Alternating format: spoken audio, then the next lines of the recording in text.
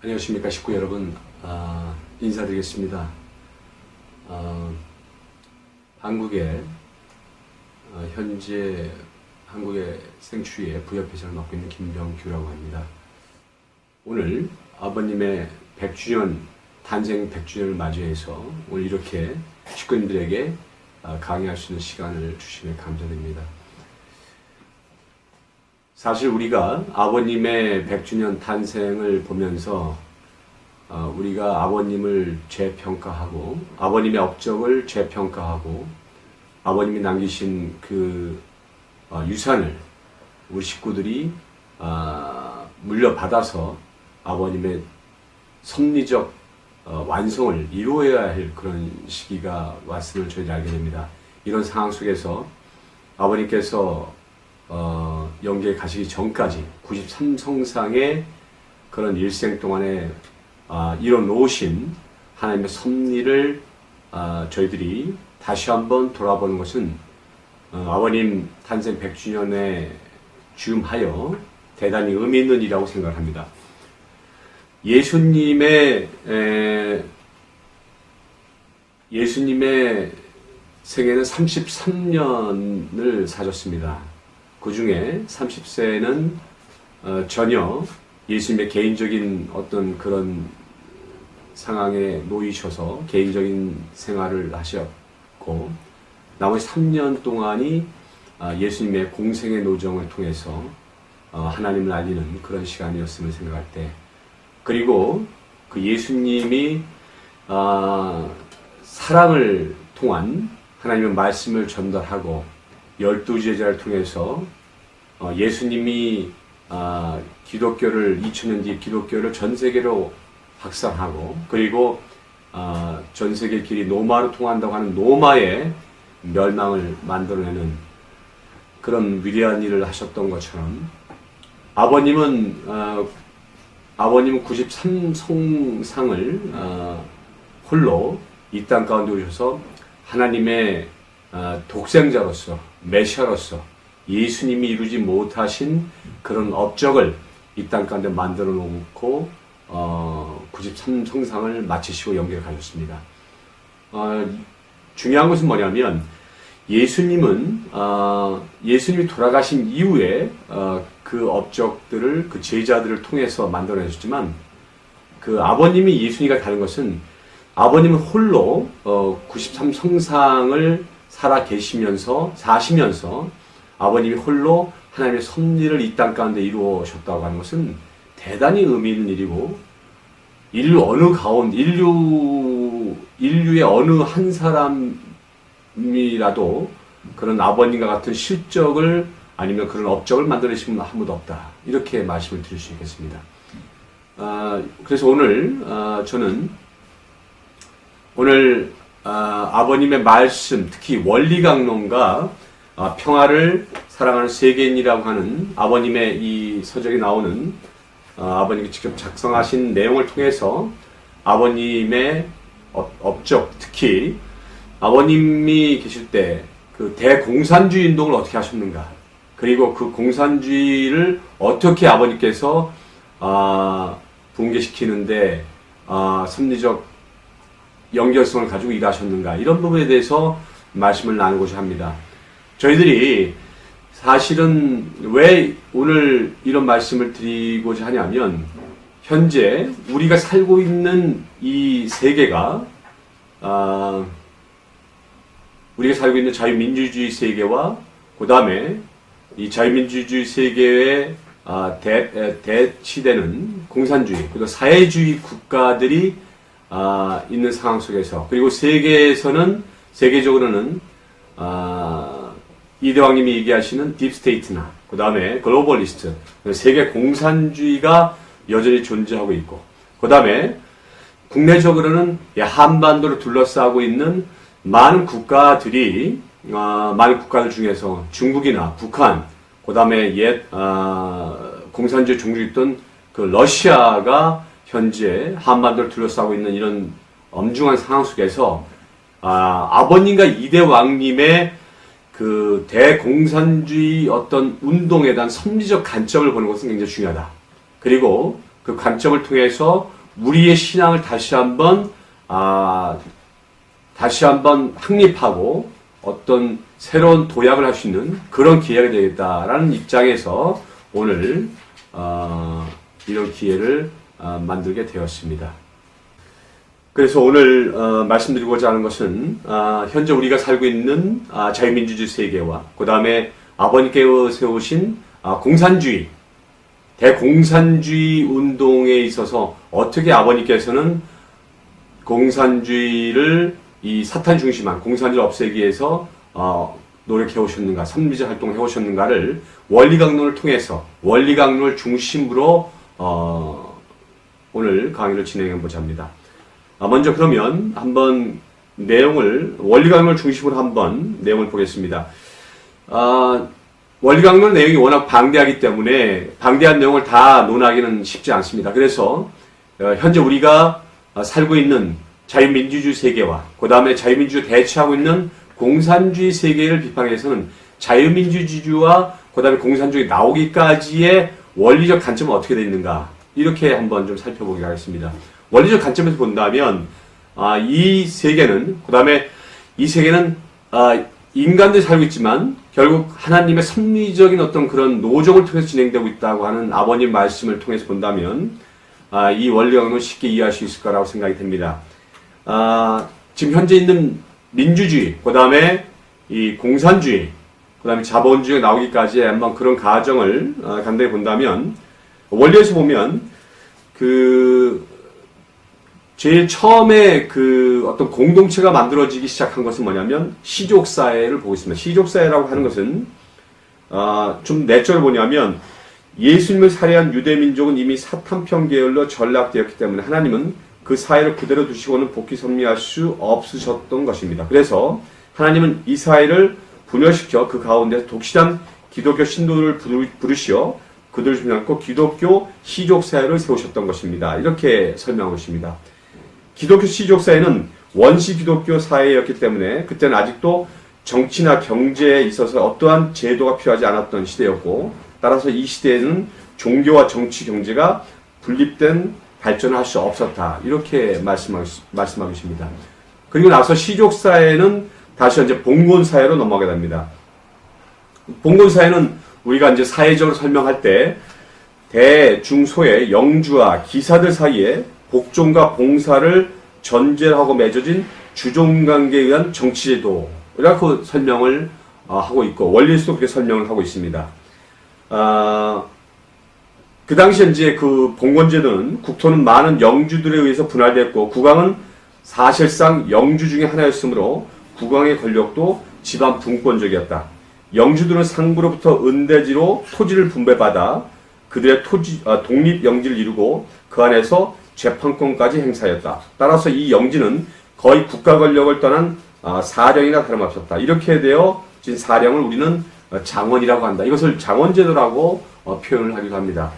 이 봉건사회를 지나서 우리는 군주사회, 이제 그 다음에 제국주사회로 넘어가고 있다고 원리는 설명을 하고 있습니다. 그러면 군주사회라고 하는 것은 어떤 것인가?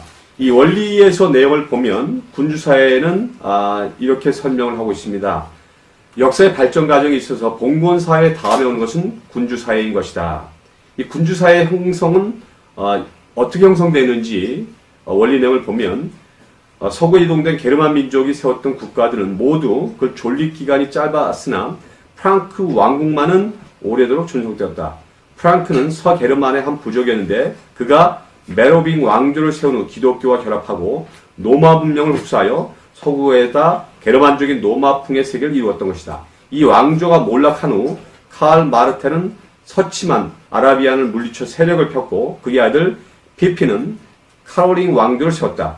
피핀의 아들 칼 대제는 일찍부터 성 어거스틴의 신국론을 숭상하였는데 왕위에 오르자 그는 어거스틴의 신국론을 국가 이념을 하는 군주국가를 세우려 하였던 것이다.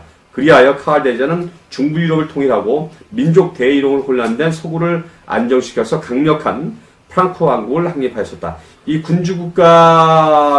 군주사회가 이제 성립이 된 이후에 다시 이제 이 세계는 제국주의, 제국주의로 가는 이런 과정을 걷게 됩니다.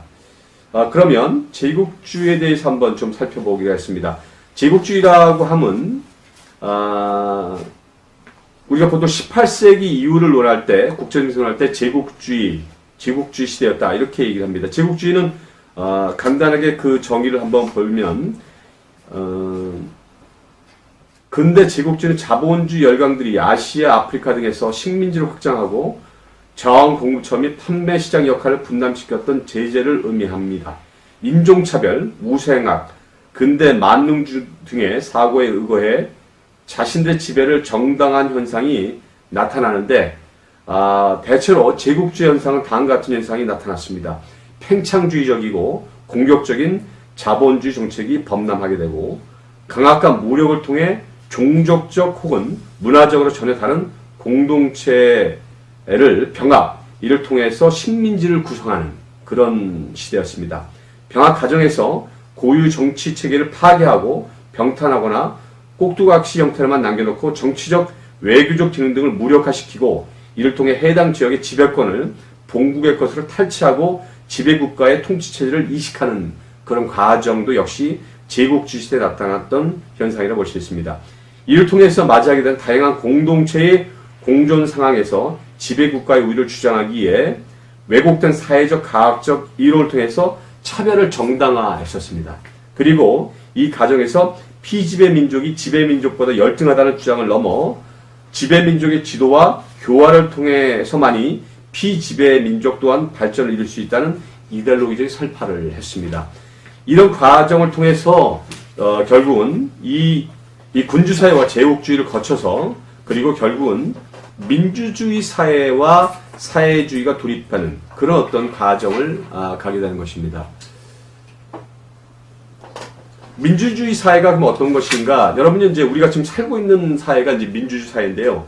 민주주의 사회는 주권을 국민에게 두고 그리고 국민이 그 민의를 따라서 그 국민을 위한 정치를 하는 주의를 우리는 민주주의라고 평가하고 있습니다. 이 민주주의는 결국은 19세기 말에 나타났던 전제 군주주의와 제국주의의 대항에서 나타난 주의. 그러니까 영국, 미국, 프랑스 혁명을 일으켜서 군주사회를 붕괴시키고 어떤 민주사회로 가는 기초를 확립했다. 이렇게 설명을 하고 있는데요. 원리에 보면 이 민주주의 사회도 아버님께서는 두 가지 형태로 나타난다. 이렇게 설명하고 있습니다. 그것이 하나 뭐냐면 아벨형 민주주의, 그 다음에 가인형 민주주의가 된다고 설명하고 있습니다. 아벨형 민주주의는 무엇이면 18세기 말 기독교 신도들이 신교의 자유를 찾기 위하여 절대주의와 싸워 승리하여 실현 민주주의다. 이렇게 설명을 하고 계시는 겁니다. 그러니까 우리가 미국 식민지 역사에서 보면 영국의 종교의 박해를 이겨내고 그들 종교적 박해를 벗어나기 위해서 새로운 어떤 신 국가를 찾는데 그것이 바로 미국이었고 미국에서 새로운 신교가 또 생겨나면서 종교적인 저항과 그 다음에 종교적 박해에 대한 저항과 그 다음에 새로운 어떤 절대주의와의 어떤 대항을 통해서 생겨난 것이다. 이렇게 보시고요. 그럼 가인형 민주주의는 무엇이냐? 가인형 민주주의는 무신론과 유물 사상으로 흘러간 계몽 사상이 절대주의를 타파하면서 주장한 민주주의다. 이렇게 지금 설명하고 있습니다. 원리에서 보시면. 그러면 이 계몽주의 사상이라고 하는 것이 무엇이냐? 계몽주의는 18세기 하반기에 프랑스를 기점으로 유럽 전역에 유행했던 문화적, 철학적, 문학적, 지적 사조가 되겠습니다. 그 프랑스의 계몽주의자들은 스스로를 진보적 엘리트라고 생각했고 종교적, 정치적 박해에 맞서 투쟁했다. 그 다음에 계몽주의자들의 저작은 미국 독립전쟁과 프랑스 혁명을 비롯한 18세기 말에 정치적 대격변에 큰 영향을 미쳤다. 이렇게 설명을 하고 있습니다. 근데 중요한 것은 뭐냐면 특히 종교적 면인데요. 이 계몽운동에 있어서 종교적 면에서 종교에 있어서는 이성의 입장에서 이신론, 그리고 자연종교, 이성종교, 나가 무신론 등이 나타나서 신앙의 자유, 종교의 관용, 교권으로부터의 해방 등이 요구되었다. 도덕에 관해서는 한편으로는 순수한 이성에 따르는 것을 선이라고 보는 이성주의가 또 한편으로는 인간적인 행복을 제1로 하는 행복론이 주장되었다. 또한 인식론에서는 감각적 소유를 오성 내지 자아가 종합하는 데 진리가 성립한다는 감성, 오성론, 감각적 경험을 중시하는 경험주의 내지 감각론, 나아가서 유물론 등이 나타났다. 이렇게 지금 설명하고 있습니다. 결국은 뭐냐면 계몽주의가 가인형 민주주의에 서게 된 것은 결국 인본주의를 중심으로 해서 유물론과 무실론이 같이 대두가 되는 그런 시기였기 때문에 이 원리에서는 민주주의를 두 가지 종류로 보는데 하나는 아벨형 민주주의와 가인형 민주주의로 규정을 하고 있습니다. 그리고 나서 다시 이 민주주의와 함께 나타난 민주주의는 뭐냐면 정치적 관점에서 보는 제도라고 보겠습니다. 그 다음에 나타난 것이 이제 사회주의 개념이 되겠습니다. 이 사회주의가 나타난 것은 민주주의 개념을 경제적 관점에서 보게 되는 거죠. 경제적 관점에서 보게 되면 생산과 분배, 소비의 균등한 환경, 평등한 생활 조건을 제시하는 주의, 이것을 우리는 사회주의라고 규정을 하고 있습니다. 이 사회주의 개념은 원리로 다시 한번 보겠습니다. 원리에서 나오는 사회주의의 실현의 불가피성이 이렇게 설명되고 있습니다. 경제사 발전 과정에 있어서도 그 발전 법칙에 의하여 제국주의를 깨뜨리고 민주적인 경제사를 이룩하기 위하여 사회주의가 나오게 됐다. 결국 자본주의 경제시대는 제국주의의 붕괴를 전개하여 사회주의적인 경제시대로 전이하게 되는 것이다. 그리고 이 사회주의도 이 원리 강론에서는 하늘편, 그 다음에 사탄편, 사회주의로 분리되는 그런 현상을 갖게 됐다. 이렇게 설명하고 있습니다. 그러니까 하나님의 섭리사 중에서 인간의 자유의지에서 결국 이제 그 시족사회와 군주사회와 그 다음에 봉건사회와 군주사회, 그 다음에 제국주의를 거쳐서 민주주의가 도래를 하고 민주주의와 함께 나타나는 것이 사회주의인데 민주주의는 정치적 개념에서 보는 것이 민주주의 사회이고 그 다음에 사회주의는 경제적 개념에서 보는 그런 제도를 볼 수 있습니다. 이 사회주의도 결국은 아까 민주주의가 아벨형, 그 다음에 가인형의 형태가 있었던 것처럼 사회주의도 하늘편이 있고 사탄편이 사회주의가 존재하신다고 아버님은 설명하고 있습니다. 그래서 보면 하늘편 사회주의는 그럼 무엇이냐? 하늘편 사회주의는 뭐냐면 공생, 공영, 공유주의다. 이렇게 설명하고 있습니다. 이 공생, 공유주의는 하늘편의 사회주의 사회를 지향하는 인간의 본심은 마침내 공생, 공영, 공유주의를 부르짖어 하나님의 창조 목적을 완성한 이상세계를 이룬 때까지 나가지 않을 수 없는 것이니 이 세계가 바로 재림하시는 예수님을 중심한 지상천국인 것이다. 이렇게 설명을 하고 있습니다. 제가 추후에 설명을 하겠지만 북한 아니면 소련, 그 다음에 중국과 같은 곳에서는 결국은 그들이 원시 자본주의를 통해서 그 다음 자본주의 넘어가서 그리고 나서 사회주의를 가서 궁극적으로 그들이 이루고자 하는 것은 공산주의입니다. 그런데 공산주의를 이루는 것이 궁극적인 목적이지만 그들은 공산주의를 이루지 못했습니다. 어떻든 간에 이 사회주의도 하늘편 사회주의는 바로 공생, 공영, 공유주의다. 그러면 사탄편 사회주의는 무엇이냐? 사탄편 사회주의는 바로 그것이 공산주의가 되겠습니다. 원리에 의해서 보면 사탄은 하나님의 섭리를 앞질러서 먼저 이루어 나가는 것이므로 사탄편에서는 먼저 유물사관에 입각한 소위 가학적 사회주의라는 것을 부르짖고 그것을 근거로 공산주의 세계는 나가고 있다. 이렇게 설명을 하게 되는 것입니다. 그래서 원리의 관점을 보면 사실 사회주의와 이 민주주의의 도래는 선지적 관점에서 도래될 수밖에 없는, 나올 수밖에 없는 그런 주의가 되겠습니다. 그렇지만 이 사회주의와 민주주의가 우리가 말하는 극단적인 어떤 지금은 이제 공산주의의 소유물이 공산주의의 어떤 소유물처럼 보이지만 사실 섭리적으로 나타났기 때문에 이 민주주의와 사회주의도 이 원리에서 말한다면 하늘편적인 민주주의, 하늘편적인 사회주의, 그 다음에 사탄편적인 민주주의와 사탄편적인 사회주의가 도래하게 된다. 이렇게 보시면서 원리는 설명하고 있습니다. 그래서 결론적으로 보면 민주주의는 정치적인 독재를 막고 그 주권을 국민의 것으로 돌리는 데서 나오게 된 것이 민주주의가 되는 것입니다.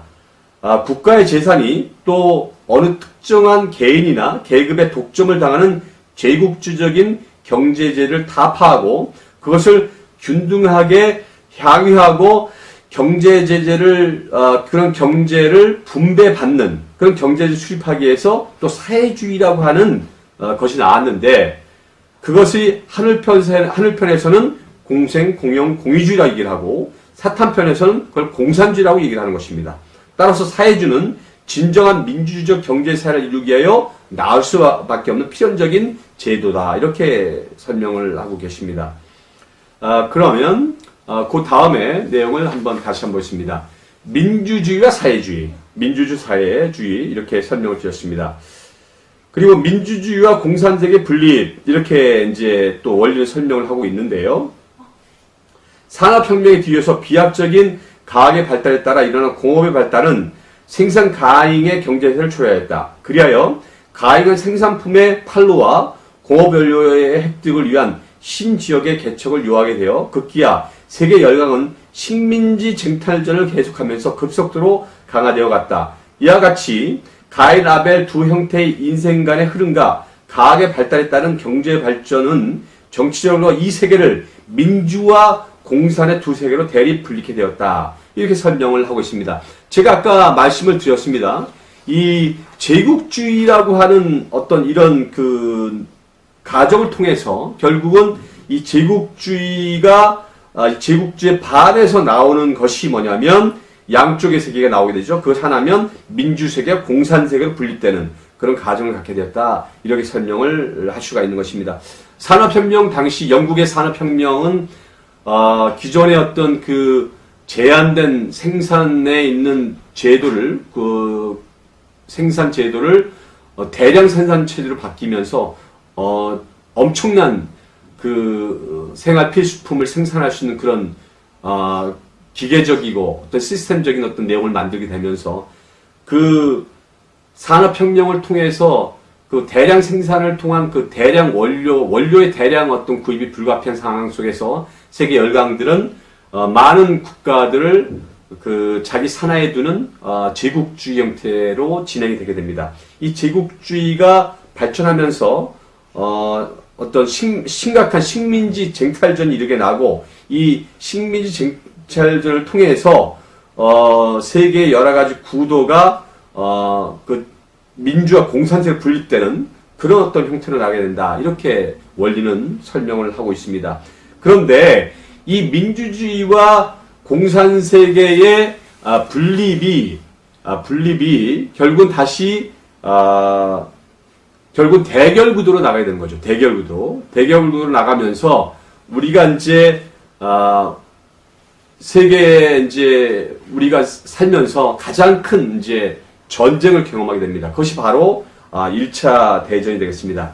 1차 대전은 여러분도 알다시피 1914년부터 1918년까지 진행된 세계적인 전쟁이 되겠습니다.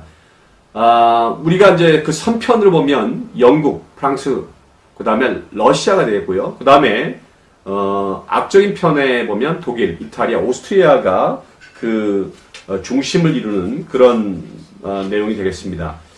이 원리에 보면 1차 대전의 그 내적인 요인에 대해서 아버님께서는 설명을 하고 계십니다. 이 내적인 요인이 혹은 뭐였느냐? 1차 대전의 내적인 원인, 첫 번째 원인은 뭐냐면 주권을 빼앗기지 않으려는 사탄의 최후의 발악이었다. 이건 첫 번째 원인이 되겠습니다.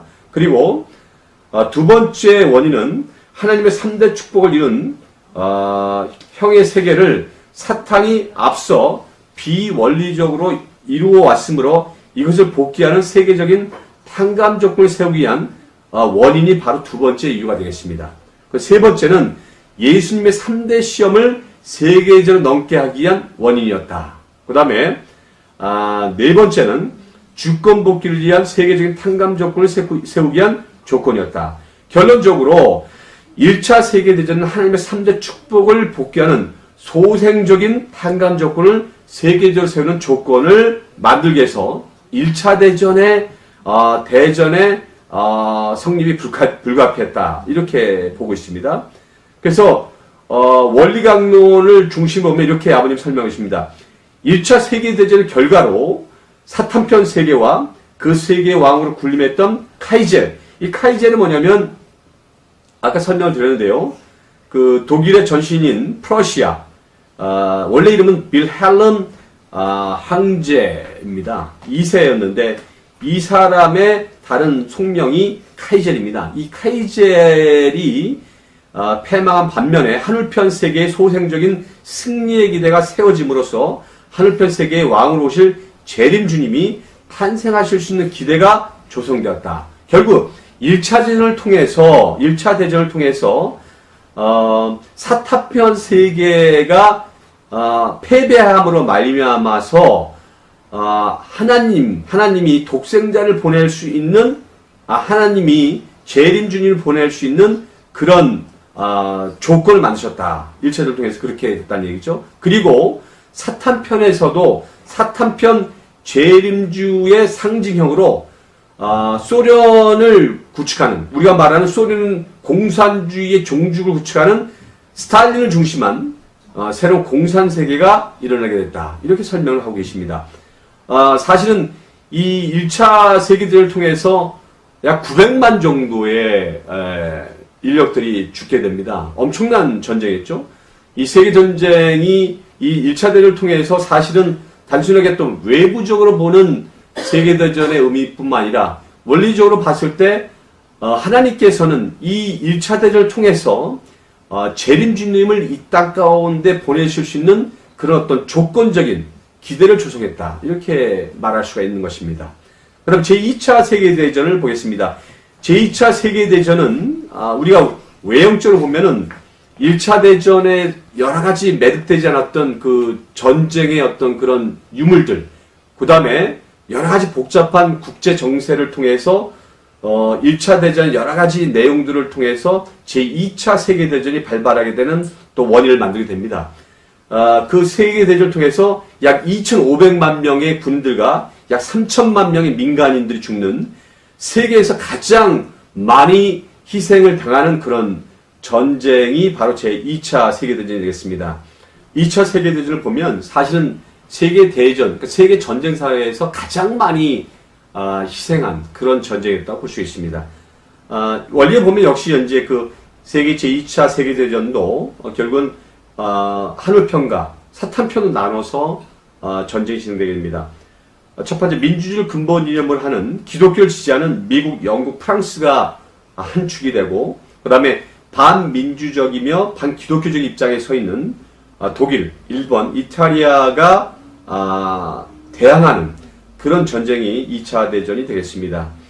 2차 대전의 내적인 원인을 한번 원리에서는 어떻게 보고 있는가 한번 살펴보도록 하겠습니다. 2차 대전의 내적 원인은 첫 번째, 하나님의 3대 축복을 복귀하는 장성적인 탕감 조건이었다. 아까 1차 대전이 소생적인 탕감 조건이었다면 2차 대전은 하나님의 3대 축복을 복귀하는 장성적인 탕감 조건이었다. 이렇게 보시는 겁니다. 그 다음에 예수님에 대한 사탄의 둘째 시험을 하늘편 지상인으로 하여금 세계적으로 넘게 하기 위한 조건을 만드셨다. 그 다음에 세 번째는 주권 복귀의 장성적인 기대를 조성하기 위한 조건이었다. 이렇게 보고 있습니다. 결국은 하늘편에서 보면 아까 그 시족사회, 봉건사회와 그 다음에 군주사회와 그 다음에 그 제국주의를 거쳐서 그 다음에 민주주의와 사회주의로 가는 이런 관점에서 결국은 이 하늘편에서 보면 가정에서부터 종족, 민족, 국가, 세계로 나오는 이 기반을 마련하기 위해서 그 1차 대전을 통해서 메시아가 올 수 있는 그런 기대를 마련하고 그 다음에 2차 대전을 통해서 뭐냐면 메시아가 오셔서 이 땅 가운데 주권을 확보할 수 있는 그런 기반을 만들기 위해서 이 2차 대전의 발발이 불가피했다. 이렇게 보는 겁니다. 그래서 2차 대전의 결과는 어떻게 원리적으로 설명하고 있는가를 한번 보겠습니다. 1차 대전 당시는 그 재림주, 사탄편의 재림주의 상징형을 스탈린으로 봤습니다. 그런데 2차 대전의 결과를 보면 사탄편 예수형의 인물을 히틀러로 보고 그 나라가 그 독일 그 나라가 망하고 사탄편 재림주의 인물이 스탈린을 중심한 공산세계가 세계적인 기반을 가지고 나타나게 된 것은 부활하신 예수님을 중심하고 영적인 왕국을 건설해 나가던 시대는 지나가고 재림하신 예수님을 중심하고 새하늘과 새 땅을 건설할 때가 되었음을 보여주었다. 이렇게 설명하고 계십니다. 2차 대전을 통해서 사실은 그 사탄편 국가인 독일, 일본, 이탈리아는 선편 국가 미국, 영국, 프랑스에 대항했다가 결국은 패망하게 되죠. 그러면서 뭐냐면 독일은 사실은 이 사탄편 국가의 중심으로서 그 중심 인물은 바로 히틀러였습니다. 그 히틀러는 사탄편 그 예수형의 인물이었지만 이 사탄편 히틀러가 사실 패망하고 죽음으로 말미암아서 사실은 이 선편에서는 결국 새로운 재림하신 예수님을 통해서 메시아죠. 새하늘과 새 땅을 건설할 때가 되었음을 알려주는 그러한 어떤 조건을 맞추는 것이 2차 대전이었다. 이렇게 볼 수가 있는 것입니다. 지금 여러분이 보시고 계시는 이 사진을 보시면 지금 2차 세계대전 당시에 당시에 여러 가지 무기 현황을 보여주고 있는데 2차 대전 1939년부터 1945년까지 가는 긴 전쟁이었습니다. 그리고 중심은 바로 아까 말씀드린 히틀러가 되겠습니다.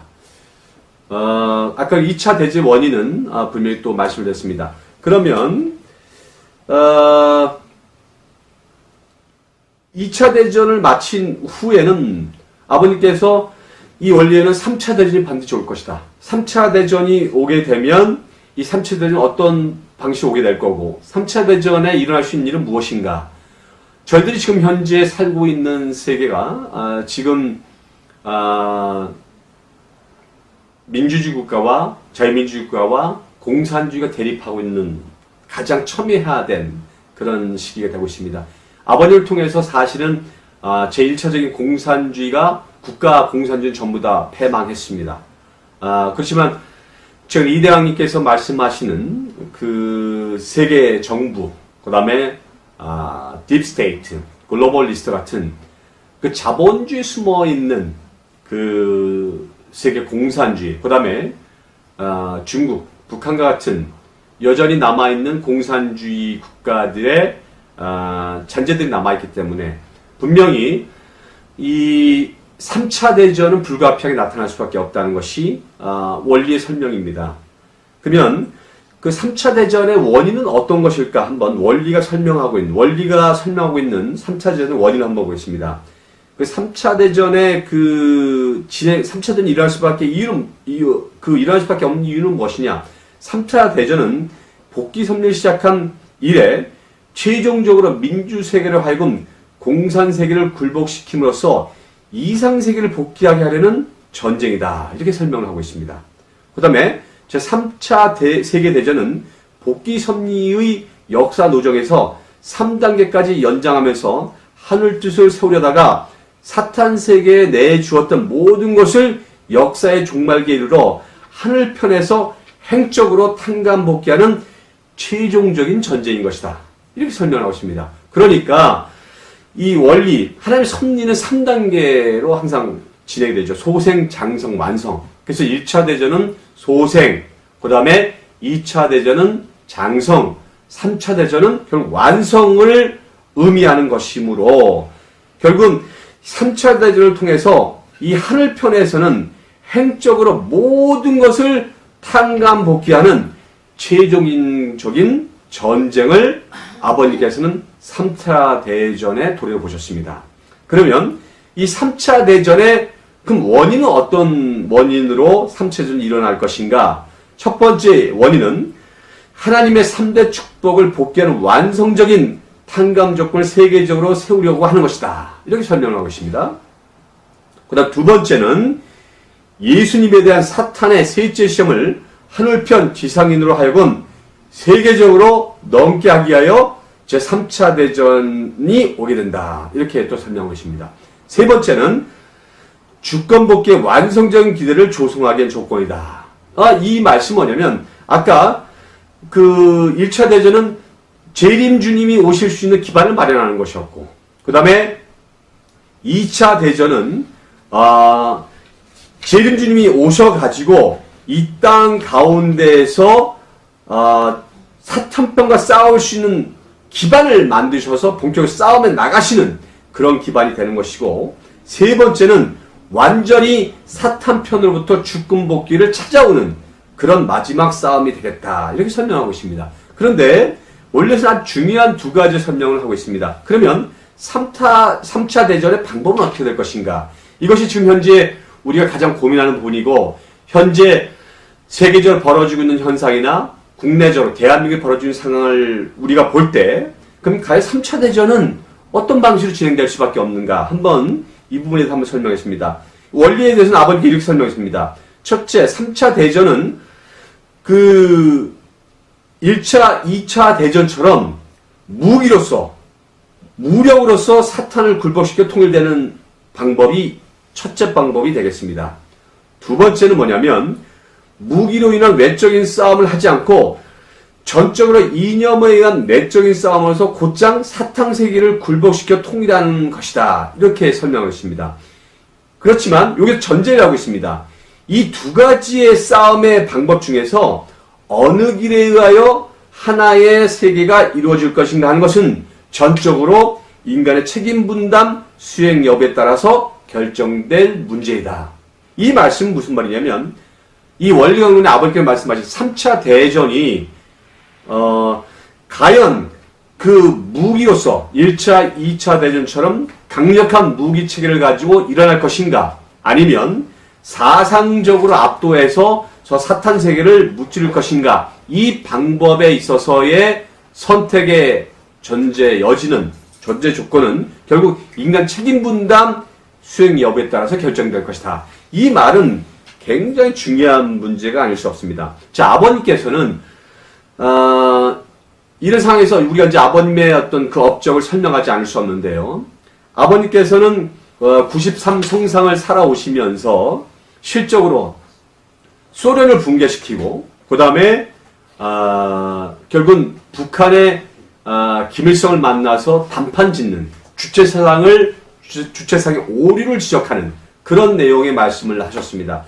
여러분께서 보시다시피 이 평화를 사랑하는 세계인으로 보시면 아버님께서 이 얼마나 이 공산주의에 대한 부분에 대한 말씀하셨는지, 이 대공산주의 운동을 하셨는지에 대해서 알아볼 수 있는 내용도 있습니다. 한번 읽어보겠습니다.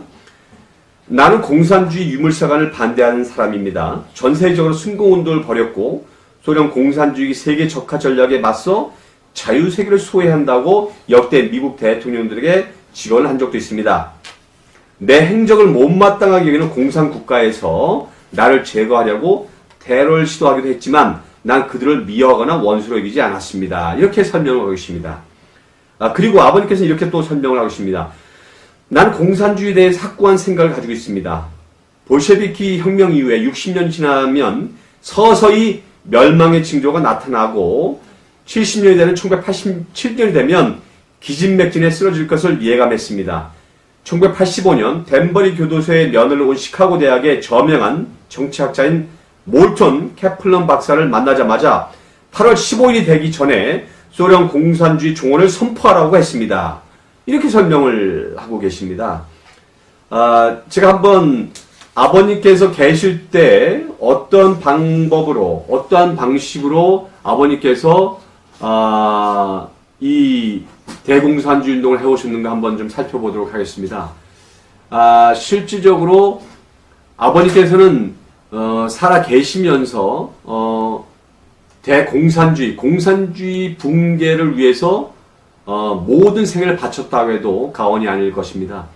아버님께서 아까 말씀하셨듯이 소련의 붕괴를 이미 붕괴가 있기 7년 전에 말씀을 이미 종언을 선포하셨습니다. 실적으로 그러면 소련의 붕괴를 한번 좀 보겠습니다. 소련은 사실 1917년에 볼셰비키 혁명을 통해서 1985년, 그러니까 붕괴가 1985년이 고르바초프가 그 페레스트로이카 글라노스트를 선포하면서 사실은 소련이 본격적인 개혁 개방을 하게 되고 그 개혁 개방한 시기에 보면 약 68년 정도의 공산주의를 유지하게 됩니다. 그래서 아버님 말씀 70년 넘을 수 없다. 그래서 68년에 공산주의를 마감하고 고르바초프를 통해서 결국은 소련이 붕괴합니다. 그럼 중국은 어떻게 되냐?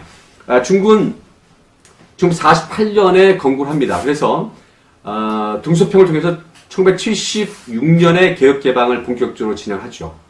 그래서 사실 뭐냐면 1970년 개혁개방을 통해서 중국은 뭐냐면 실용적 사회주의라고 해서, 실용적 사회주의는 사실 뭐냐면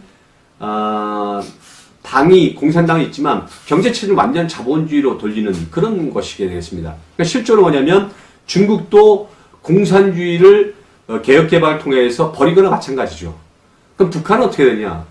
여러분께서 아실 때는 북한은 전쟁 공산주의국가라고 생각하시는데 사실 공산주의국가가 아닙니다.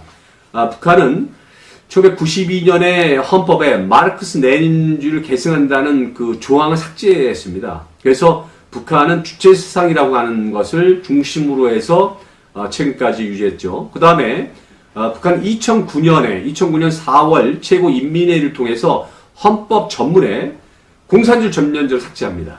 그리고 성군사상, 그 다음에 주체사상으로 그 공산주의를 대체하는 그런 명기를 헌법에 명기하게 됩니다. 결국 뭐냐면 아버님이 고르바초프를 만나고 그 다음에 김일성을 만난 이후에 그 다음에 중국을 지원해서 공산주의를 패망하게 하는 그 일을 아버님께서 공산주의 최고 그 공산주의의 아까 우리가 말했듯이 칼 대제나 아니면은 그 히틀러나 그 다음에 이 당시 스탈린이 되겠죠. 그 다음에 아버님이 했던 이제 그 고르바초프가 사탄형의 예수형이 되겠죠. 그런 부분에 있어서 이 고르바초프를 만남으로써 공산주의 종주국인 공산주의 소련을 멸망시키는 말미암아서 중국과 북한도 공산주의를 버리게 되는, 그러니까 공산주의로서는 도저히 공산주의는 이룰 수 없는 제도 이렇게 생각을 한 것이죠. 그래서 공산주의라고 하는 모든 이름을 버리고 당으로 남아있지만 실제로 뭐냐면 그들은 공산주의를 버리고 자기들이 살아갈 방법을 찾을 수밖에 없는 이런 상황이 왔다. 그러므로 말미암아서 아버님의 그 소련 공산주의 종언을 통해서 전 세계 공산주의가 사실은 실제로 붕괴했다. 이렇게 볼 수가 있는 것입니다. 이 부분은 굉장히 의미가 있는 것이고 이것을 통해서 아버님께서 이 섭리적으로 공산주의 패망, 공산주의 사탄국가의 패망을 섭리적으로 완결하셨다. 저는 이렇게 볼 수가 있는 것입니다. 예, 그래서 아버님이 93성상으로 계시면서 결국은 뭐냐면 하나님의 섭리의 종착역인 공산주의를 이 땅 가운데서 없애는 그 일을 하심으로 인해서 완결된 내용으로 매두치셨다. 완성하셨다. 이렇게 볼 수 있는 것입니다. 그러면 저는 이제 이런 상황 속에서 6.25 전쟁, 한국 전쟁에 대한 의미를 다시 한번 다시 한번 우리가 살펴볼 필요가 있다고 생각됩니다. 6.25 전쟁은 1950년 6월 25일 날 발발했습니다. 그리고 1953년에 정전을 통해서 6.25 전쟁이 종료가 됐지만 사실 종료라고 얘기할 수 없는 게 6.25 전쟁은 정전협정이 되었지 종료된 것이 아닙니다. 6.25 전쟁이 끝나지 않았죠. 한국 전쟁은 끝나지 않은 것입니다. 6.25 전쟁이 끝나지 않았기 때문에 사실은 분단이 지금 2020년이면 70년이 돼가고 있는데 70년 넘어갔죠. 그 70년 돼간 상황 속에서 실적으로 뭐냐면 이 한국전쟁이 16개국이 참전했습니다. 그러니까 1차 대전, 2차 대전이 선편, 사탄편이 3개국이 참가를 했지만 물론 이제 그 외 작은 국가들이 참석을 했지만 실제로 뭐냐면 이 1차, 2차 세계대전을 능가하는 전 세계 16개국이 참전하는 전쟁이었죠. 그래서 저는 조심스럽게 이 한국 전쟁이 이 3차 전쟁의 전주곡이 아니었나 이렇게 보는 것입니다.